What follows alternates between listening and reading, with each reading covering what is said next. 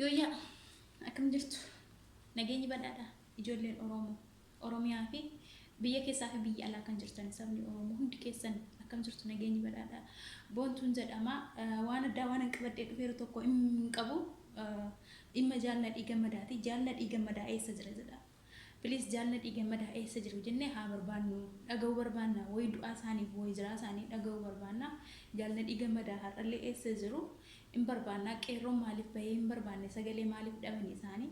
barbaadamuu qabu jaalladhii gammadaa qabsaa'ota Oromoo keessaatii isaan tokkodha isaan qofa otoo hin taane harka mootummaa wayyaanii keessa kan jiranii ilmaan Oromoo meeqatu dhukkaamsamee jira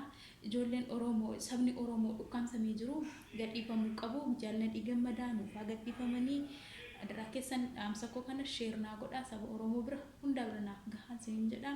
galatooma boontuun jedhama